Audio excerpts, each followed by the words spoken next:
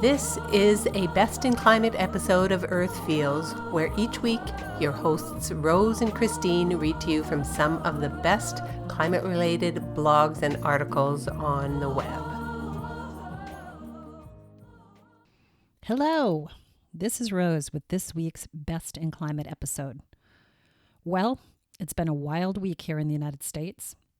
A serious roller coaster of emotion, beginning on Tuesday, November 3rd, which was Election Day, as we waited for votes to be counted, but culminating in joy on Saturday, when it was determined that Joe Biden and Kamala Harris had not only won the popular vote by 4.5 million, but the Electoral College as well. And I have to say, as a climate activist, it is especially heartening to see climate change listed as a top priority for this next administration. I have that song ruminating in my head. What a difference a day makes, 24 little hours. To go from hoax to priority. Yeah. So for this week's episode of Best in Climate, I'll be reading to you from the Biden-Harris website, Build Back Better. And this is what they have to say about their plans for climate change. So Biden-Harris transition, climate change. The Biden-Harris plan to create union jobs by tackling the climate crisis. From coastal towns to rural farms to urban centers, climate change poses an existential threat, not just to our environment, but to our health, our communities, our national security, and our economic well-being. It also damages our communities with storms that wreak havoc on our towns and cities and our homes and schools. It puts our national security at risk by leading to regional instability that will require U.S. military-supported relief activities and could make areas more vulnerable to terrorist activities. The current COVID-19 pandemic reminds us how profoundly the energy and environmental policy decisions of the past have failed communities, allowing systemic shocks, persistent stressors, and pandemics to disproportionately impact communities of color and low-income communities. At this moment of profound crisis, we have the opportunity to build a more resilient, sustainable economy, one that will put the United States on an irreversible path to achieve net zero emissions economy-wide by no later than 2050.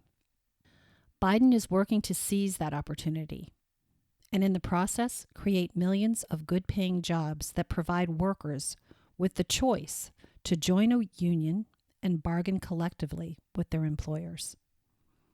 President-elect Biden is leading the world to address the climate emergency and leading through the power of example.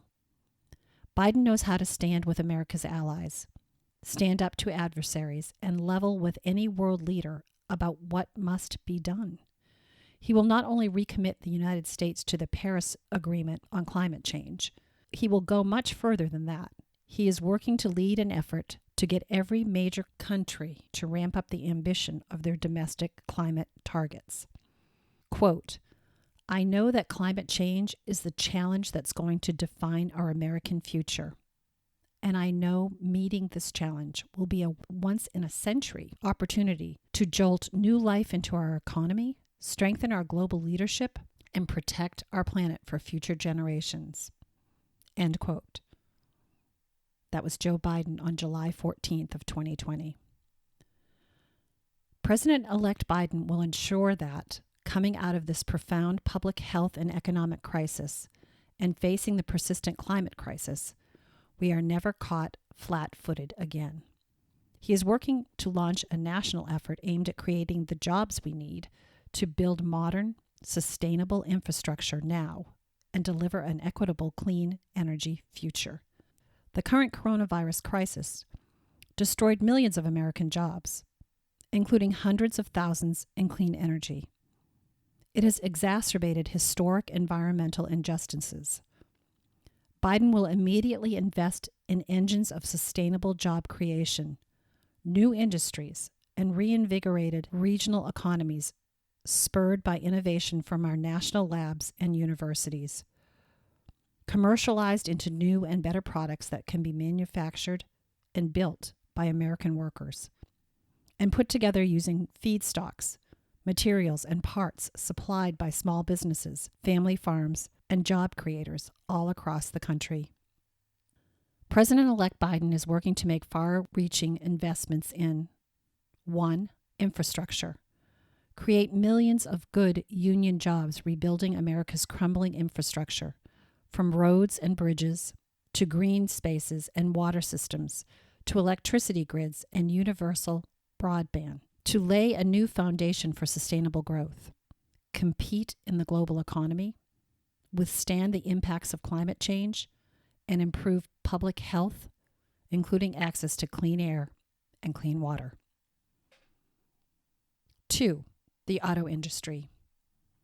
Create 1 million new jobs in the American auto industry, domestic auto supply chains, and auto infrastructure, from parts to materials to electric vehicle charging stations, positioning American auto workers and manufacturers to win the 21st century, and invest in U.S. auto workers to ensure their jobs are good jobs with a choice to join a union.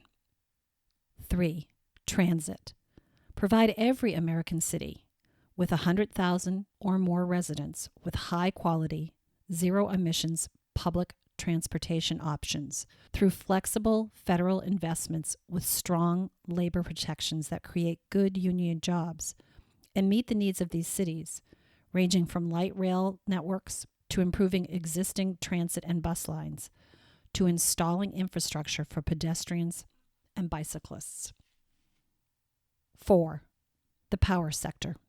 Move ambitiously to create clean, American-made electricity to achieve a carbon pollution-free power sector by 2035. This will enable us to meet the existential threat of climate change while creating millions of jobs with a choice to join a union. 5. Buildings. Upgrade 4 million buildings and weatherize 2 million homes over 4 years, creating at least 1 million good-paying jobs with a choice to join a union. And also spur the building retrofit and efficient appliance manufacturing supply chain by funding direct cash rebates and low-cost financing to upgrade and electrify home appliances and install more efficient windows, which will cut residential energy bills. 6. Housing. Spur the construction of 1.5 million sustainable homes and housing units. 7. Innovation. Drive dramatic cost reductions in critical clean energy technologies, including battery storage, negative emissions technologies, the next generation of building materials, renewable hydrogen, and advanced nuclear, and rapidly commercialize them, ensuring that those new technologies are made in America. 8. Agriculture and conservation.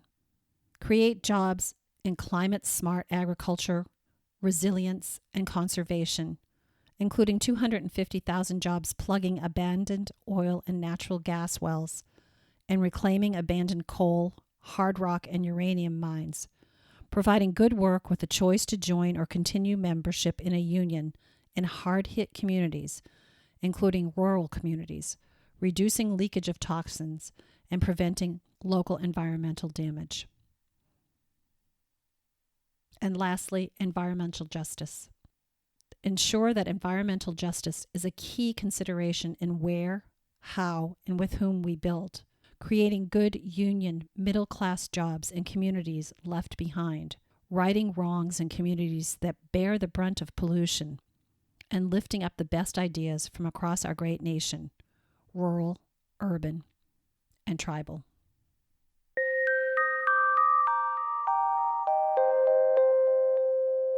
So there you have it. It's an impressive agenda. It's an aggressive agenda. And it may seem like a dream to those of us who've worked in climate for a while. We'll need all of us pulling together to get our senators on board, but it feels like we're finally heading in the right direction. And that alone is a reason to be dancing in the streets. Thanks for listening. Catch you next time. That's this week's episode of Earth Feels. Special thanks to singer-songwriter Kristen Hoffman for generously allowing us to use Song for the Ocean. Thanks for listening. Don't forget, subscribe to our podcast so you don't miss an episode. Catch you next time. Bye-bye. Children of the earth, I'm calling out. There's a mission for you and for me.